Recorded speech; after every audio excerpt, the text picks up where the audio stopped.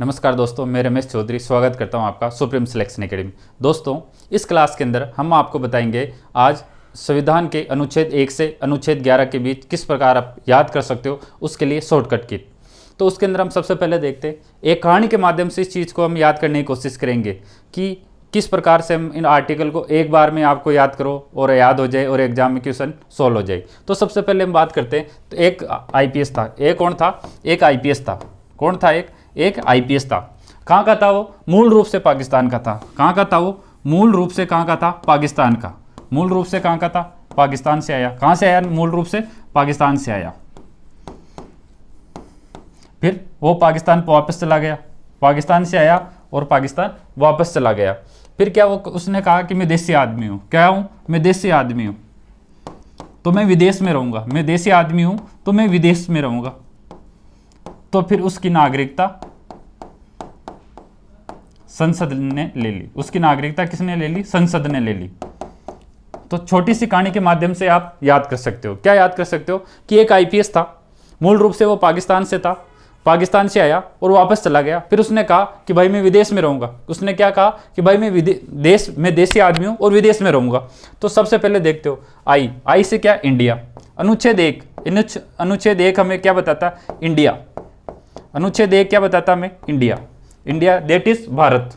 फिर बात करते हैं अनुच्छेद 2 की, आर्टिकल 2 की। आर्टिकल 2 क्या बताता हमें? नए राज्य का प्रवेश। आर्टिकल 2 क्या बताता है? नए राज्य का प्रवेश। आर्टिकल 3 परिवर्तन।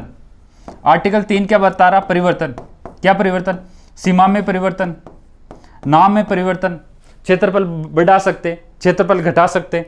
फिर उसके बाद में आर्टिकल 4। आर्टिकल 4 क्या बता रहा? संशोधन। आर्टिकल 4 क्या बता रहा है? संशोधन। फिर हम बात करें, ये तो भाग 1, 4 आर्टिकल। फिर उसके बाद में आर्टिकल 5। आर्टिकल 5 क्या बता रहा है? मूल निवासी। आर्टिकल 5 में क्या? मूल निवास, मूल निवासी। तो ये आर्टिकल 5। अब आर्टिकल 6, यदि कोई व्यक्ति 19 जुलाई 1948 से पूर्व पाकिस्तान से भारत में आया, पाकिस्तान से भारत में आया तो भारत का नागरिक कहलाएगा।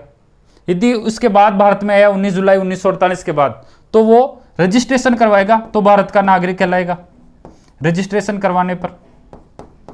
फिर हम बात करें ये आर्टिकल 6 के अंदर। ये किसके अंदर? आर्टिकल 6 के अंदर। फिर हम बात करें आर्टिकल 7। आर्टिकल 7, यदि कोई व्यक्ति 19 जुलाई 1947, कब?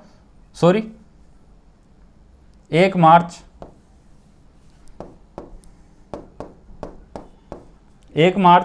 1947, कब? 1 मार्च 1947 के बाद यदि वो भारत में आता है तो उसको, वो भारत से मतलब वो भारत का निवासी था, पाकिस्तान चला गया, फिर वापस यदि भारत आता है तो उसके लिए प्रावधान किसमें? आर्टिकल 7 के अंदर है। आर्टिकल 8, अनुच्छेद 8। अनुच्छेद 8 बताता हमें कि यदि कोई व्यक्ति है जो विदेश उद्भव उसका वो भारतीय है, परंतु यदि वो विदेश में चला गया तो उसकी नागरिकता के बारे में क्या प्रावधान है।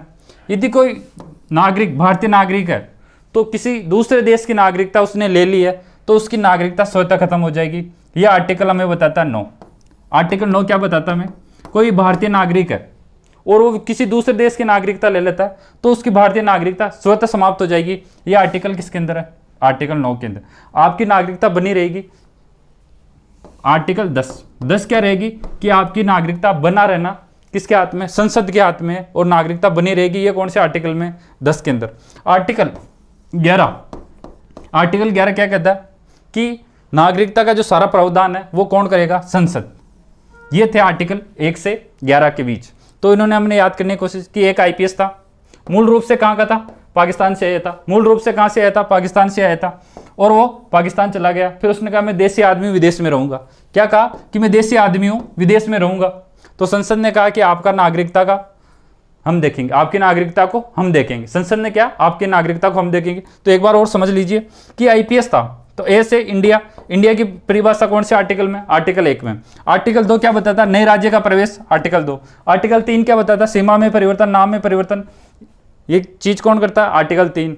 फिर है आर्टिकल 1 और 2 और 3 में जो संशोधन करेंगे वो कौन सा आर्टिकल 4 के तहत करेंगे। फिर आर्टिकल 5 क्या कहता है, मूल निवासी क्या, वो आर्टिकल 5 के अंदर है।